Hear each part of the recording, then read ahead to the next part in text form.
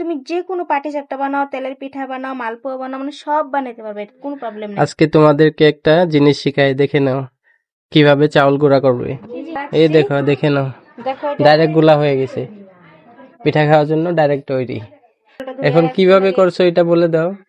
ফার্স্টে ভিজায় রাখতে হয় না? ফার্স্টে চাউলটি ধুইয়া ভালো করে চাউল ভিজায় রাখতে হয় জলের মধ্যে, তারপরে দিয়ে অল্প চাউল ভিজায় রাখা, ধুইয়া ভালো করে ভিজায় রাখা, তারপরে 1 ঘন্টা মান রেখে দিতে লাগে চাউলটা জলের মধ্যে। 1 ঘন্টা রাখতে লাগে? হ্যাঁ, 1-1.5 ঘন্টা রাখলেই হলো, যখন তুমি সময় পাও তখনই তো করবা না।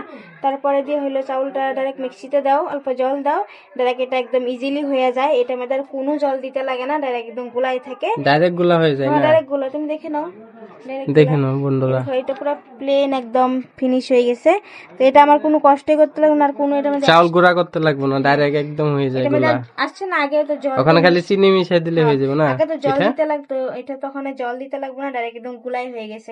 তো তুমি যে কোনো পাটি সাপটা বানাও, তেলের পিঠা বানাও, মালপোয়া বানাও, মানে সব বানাতে পারবে, কোনো প্রবলেম নাই, সবকিছু বানাতে পারবে। তো আজকে হলো চিতল পিঠা খাইতে লাগে, তো এটা লাগে আমি আজকে শর্টকাট করলাম এটা। তো বন্ধুরা, তোমরাও এরকম শর্টকাট ভাবে করতে পারো ঘরে। আগে তোমরা যদি কেউ করো তাহলে এটা এইভাবে করতে পারো। তোমরা যদি করতে পারো তাহলে এইগুলি এভাবে করতে পারো।